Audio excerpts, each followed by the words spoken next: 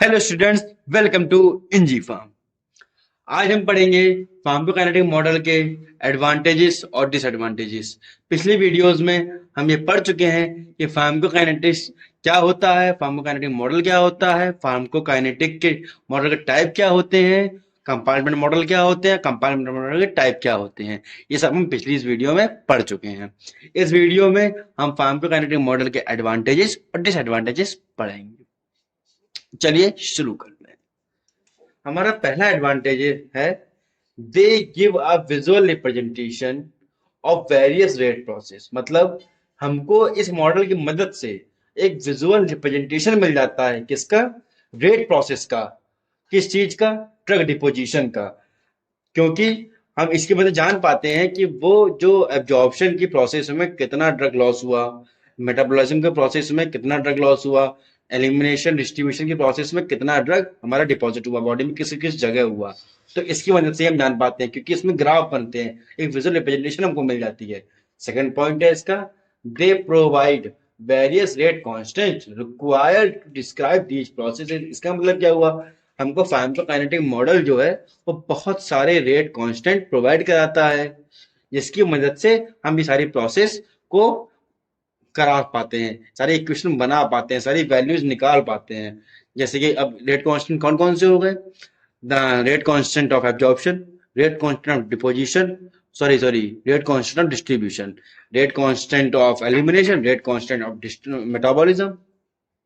आप समझ पा रहे होंगे। तीसरा पॉइंट इसका है, दे हेल्प द फार्माकोकाइनेटिस्ट। फार्माकोकाइनेटिस्ट क्या होता, कौन होता है? जो फार्माकोकाइनेटिस्ट वो होता है जो फार्माकोकाइनेटिक्स की मदद से आपकी डोज तय करे, उसको फार्माकोकाइनेटिस्ट कहते हैं।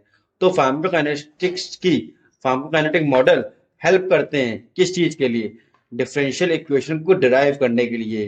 रेट प्रोसेस जो होती है बहुत सारी बॉडी में, उनकी इक्वेशन बनाने के लिए फार्माकोकाइनेटिस्ट को हेल्प करते हैं ये मॉडल। दूसरी बात, इसकी मदद से हम जान सकते हैं कि जो ड्रग कंसंट्रेशन चेंज हो रहा है वेरियस कंपार्टमेंट्स में, कि वो लीवर में इतनी थी तो ब्लड में आने के बाद इतनी हो गई, किडनी के जाने में इतनी हो गई, तो वो सब हम जान पाते हैं सिर्फ और सिर्फ फार्माकोकाइनेटिक मॉडल की मदद से, जो कि मैंने यहाँ पे ये डिस्क्राइब किया है, आप पढ़ सकते हैं।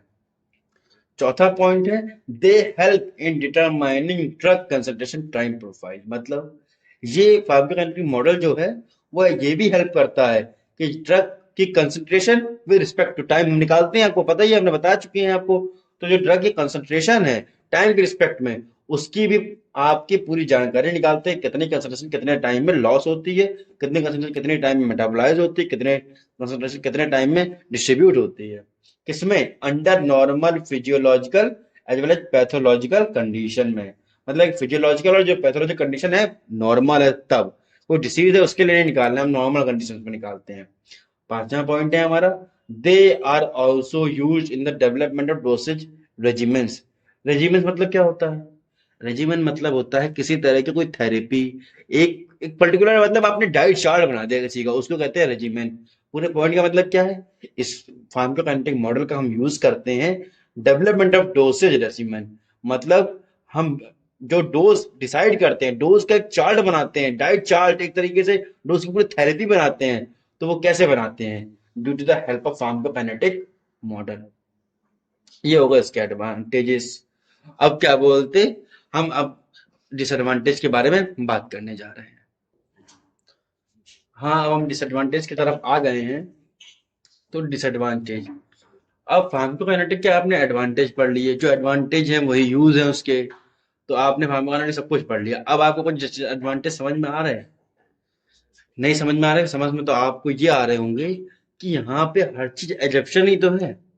हमने जो भी माना स्टार्टिंग सब हाइपोथेटिकल, तो इसके रिजल्ट्स उतने करेक्ट नहीं आते हैं जितने करेक्ट आने चाहिए थे, क्योंकि सब कुछ हाइपोथेटिकल है। इसलिए आपने जो कंडीशन ली, फिजियोलॉजिकल पैथोलॉजिकल कंडीशन, आपने एक एज्यूम भी तो करी है। अब माने तो ऐसी बॉडी में होगा, लेकिन क्या वो एग्जैक्ट है? क्या हर पर्सन में वो एग्जैक्ट है? नहीं है ना। तो इसीलिए इसके डिसएडवांटेजेस भी आते हैं। बहुत बार इसके जो इक्वेशंस होती हैं वो सबके लिए नहीं हो पाती हैं। बहुत बार क्या होता है, आपने जो फिजियोलॉजी ली है वो फिजियोलॉजी के हिसाब से क्वेश्चन बना ली, वो फिजियोलॉजी की जो क्वेश्चन वो किसी और पर नहीं काम कर पा रही, उसकी फिजियोलॉजी डिफरेंट है, उसकी पैथोलॉजिकल कंडीशन डिफरेंट है। तो इसलिए इसके काफी सारे डिसएडवांटेजेस हैं। चलिए पढ़ने शुरू करते हैं। Compartment modelling is based on curve fitting of plasma concentration. Compartment जो मॉडलिंग है, मतलब जो कंपार्टमेंटल मॉडल हम पढ़ रहे थे, उसकी जो मॉडलिंग है वो किस पे बेस्ड है? Curve fitting of plasma concentration. मतलब एक कर्व बनता है इस तरीके से। अभी आप आने आगे वाले समय में सारे कर्व पढ़ेंगे, तो एक कर्व बनता है इस तरीके से। तो कर्व की फिटिंग किसके अकॉर्डिंग? प्लाज्मा कंसंट्रेशन, और उसके साथ कौन कौन से? With multi exponential mathematical equations. जो इक्वेशंस के जो कर्व बनते हैं वो इस तरीके से बनते हैं। तो एक कर्व फिटिंग कंपार्टमेंट मॉडलिंग होती है ये। दूसरा इसके डिसएडवांटेजेस है, this approach is not common procedure and is applicable only for some specific drugs. ये अप्रोच कोई कॉमन प्रोसीजर नहीं, मैंने पहले आपको बताया था, ये कोई लॉ नहीं है जो यूनिवर्सल हो। ये एक तरह का एजम्पशन है जो हाइपोथेटिकली फार्माकोकाइनेटिक्स लेते हैं। इसलिए ये एप्लीकेबल होता है सिर्फ सम स्पेसिफिक ड्रग्स के लिए। ये भी मैंने मेंशन किया है, पढ़िए। अब है तीसरा point, sometimes it becomes difficult. मतलब कुछ समय, मतलब समटाइम्स कभी कभी, इट बिकम्स डिफिकल्ट, ये बहुत ही डिफिकल्ट हो जाता है to explain the differences between results obtained from human and animal experiments using compartment model. मतलब हमने ह्यूमन पे जो रिजल्ट आएंगे और एनिमल पे जो एक्सपेरिमेंट करे उनके जो रिजल्ट आए उनमें काफी डिफरेंस हमने पाए। किसको यूज करके? कंपार्टमेंट मॉडल को यूज करके। कि हमने जैसे कंपार्टमेंट मॉडल के हिसाब से जो हमको ड्रग्स की कैलकुलेशन के हिसाब से जो हमको ड्रग देनी चाहिए थी, जितनी देनी चाहिए थी, ह्यूमन पे दी, तो उसके एक अलग इफेक्ट्स आ रहे हैं, उसकी एक अलग काइनेसिस आ रही है, एब्जॉर्प्शन, मेटाबॉलिज्म, डिस्ट्रीब्यूशन, एडीएमई के। एनिमल पे दी तो उसके एक अलग काइनेसिस आ रहे हैं। तो ये बहुत ही क्या वो, और पहली बात तो हम जो चाहते हैं वो नहीं आ रहे। सबसे बड़ी बात तो ये है, ह्यूमन में हम चाहते हैं कि इसका 5 मिनट आए ड्रग ऑफ डिस्ट्रीब्यूशन जो है, लेकिन और लेकिन नहीं, अब वो उसके हमने जब मान के निकाला थी इक्वेशन, वो निकाली थी इक्वेशन हमने ये मान के कि हमारी सारी कंडीशन फेवरेबल है, तो 5 मिनट आ रही थी ड्रग डिस्ट्रीब्यूशन। पर इसके अंदर हम जो एक्सपेरिमेंट कर रहे हैं तब नहीं आ रही है। यही एनिमल के साथ हो रहा है। तो बहुत बार डिफिकल्टीज होती है हमको रिजल्ट्स के ऑप्टेन जब कल होते हैं, कि सब बहुत सारे डिसएडवांटेजेस आते हैं, क्योंकि हर चीज यहाँ पे हाइपोथेटिकल और अजम्पशंस में ही है। चलिए, अब आखिरी पॉइंट है, अब variation in the study model can be observe. मतलब कि जो हमारा स्टडी मॉडल है इसमें काफी सारे वेरिएशंस आ जाते हैं जिनको हम ऑब्जर्व करते हैं।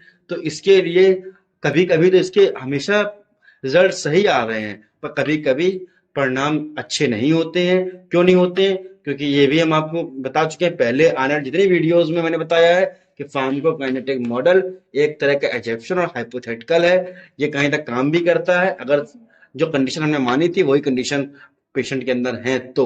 और अगर नहीं है, कुछ different for pathological condition, physiological condition है किसी भी कारणवश, तो ये क्वेश्चन उसके ऊपर काम नहीं करती है, ना रिजल्ट आ पाते हैं। तो यही सब वेरिएशन हम स्टडी मॉडल में ऑब्जर्व करते हैं। मैं आशा करता हूँ फिर फार्माकोकाइनेटिक मॉडल आपका पूरा यहाँ पे खत्म हुआ। अब आगे आने वाले लेक्चर्स में अब मैं आपको नॉन फार्माकोकाइनेटिक मॉडल पढ़ाऊँ, नहीं सॉरी सॉरी, फार्माकोकाइनेटिक मॉडल का एक पार्ट खत्म हुआ आपका कंपार्टमेंट मॉडल। मैं आने आने वाले लेक्चर्स में आपको नॉन कंपार्टमेंट मॉडल पढ़ाऊंगा। मैं आशा करता हूँ कि आपको सब समझ में आया होगा।